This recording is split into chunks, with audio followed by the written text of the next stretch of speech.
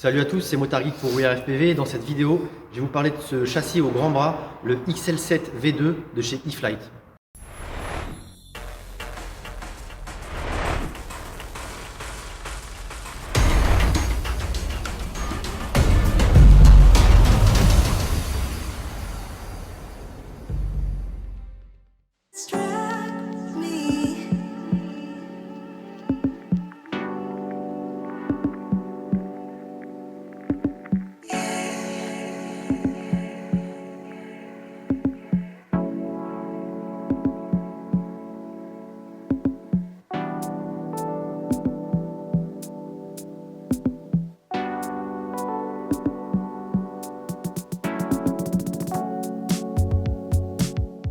Donc voici le packaging de ce grand châssis E-Flite XL V2 True X en 7 pouces.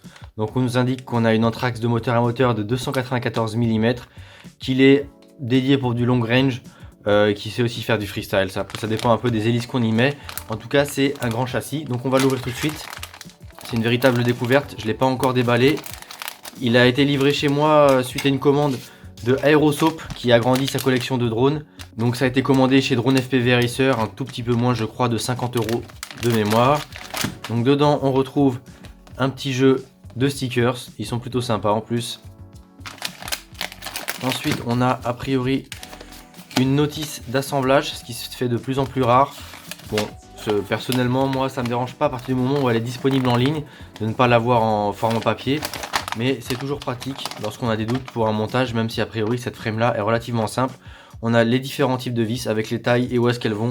Donc c'est quand même relativement bien fichu, c'est bien de le souligner. Ensuite on retrouve donc des straps E-Flite. Hop, la longueur, je vous la mettrai dans l'article. Une boucle en métal, donc ça c'est pas mal, c'est solide. Voilà, ils sont au nombre de 2.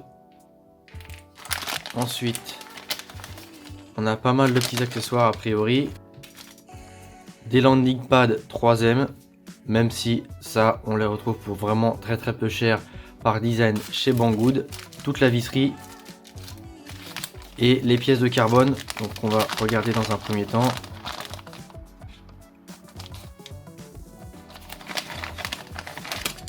Donc on a 4 bras avec des petites excroissances qui viennent protéger les moteurs, donc moi ça j'aime bien.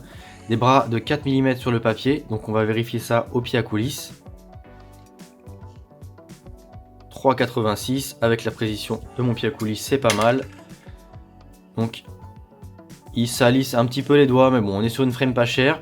Le carbone, voilà, je suis pas spécialement expert, mais même si on voit un petit peu les stries, les découpes sont plutôt clean. Il n'y a pas de morceaux qui dépassent. Voilà, 4 grands bras, donc des bras qu'on retrouve par paire en spare à 20 €, toujours chez DFR.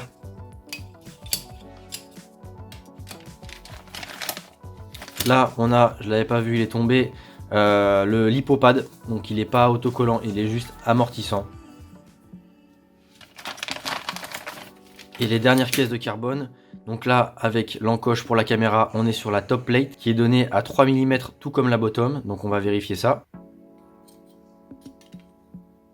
2 mm, il est bien étalonné lui.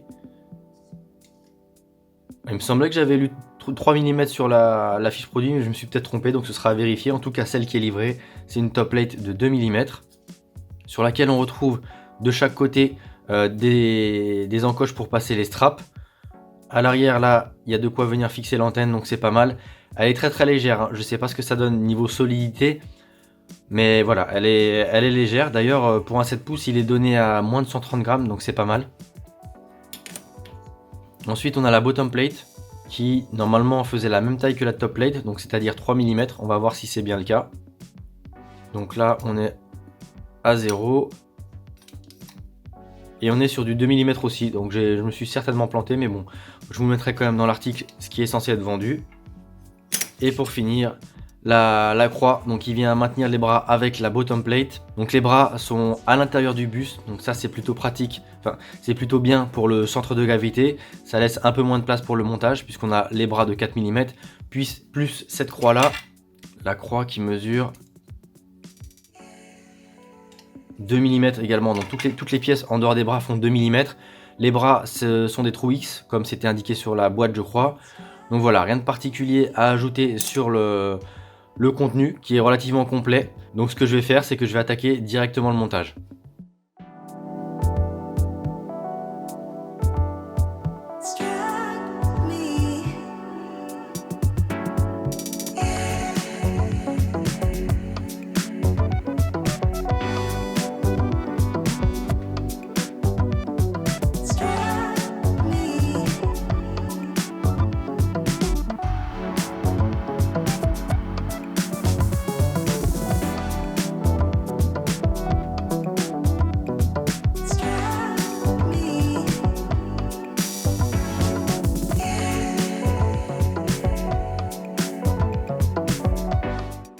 Donc voilà, le montage est terminé, c'est relativement simple et bien documenté.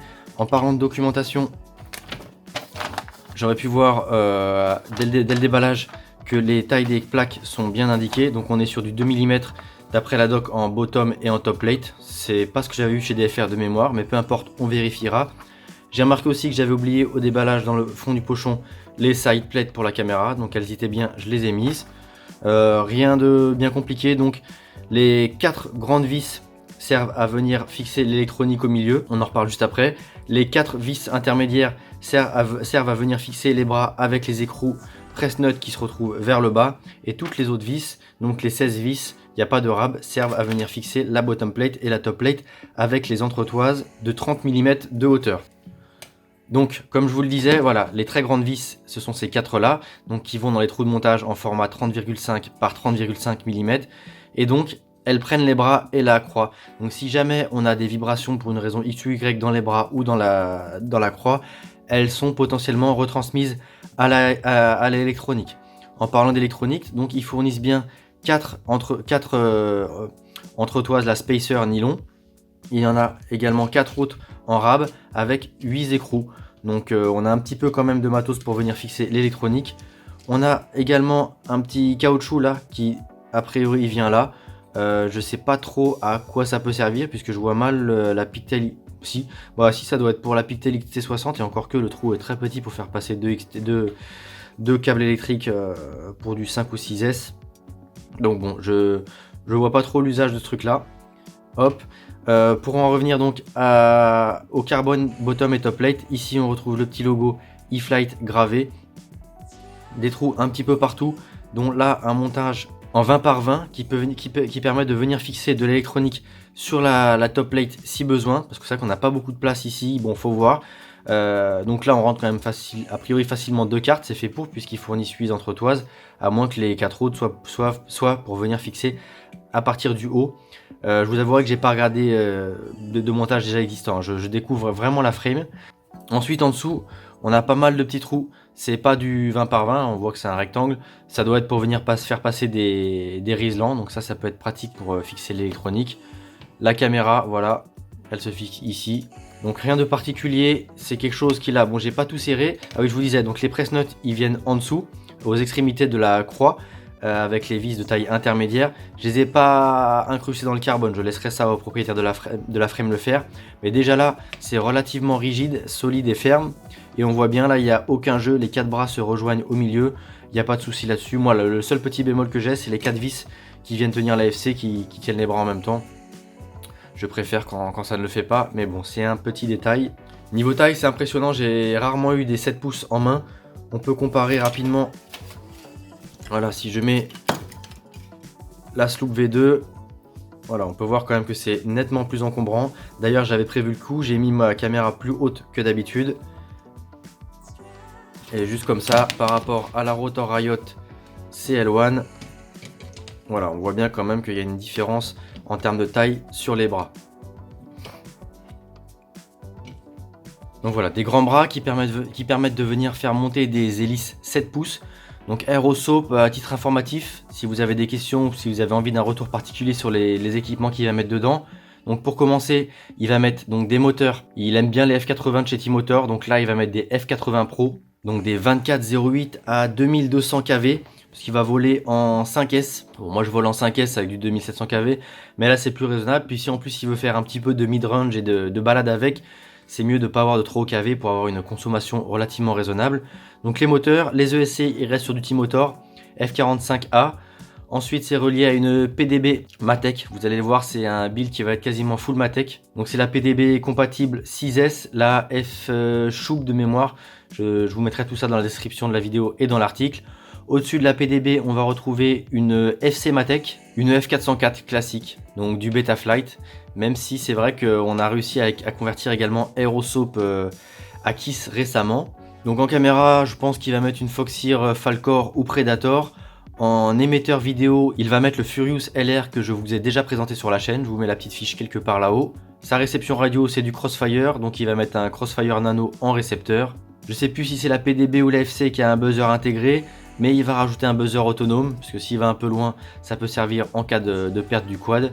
Également un GPS, toujours de chez Matek, le M8U 5883. Dans tous les cas de figure, il y aura toutes les infos dans la rubrique Drone Builds du forum. Donc pour finir, on va quand même peser la frame.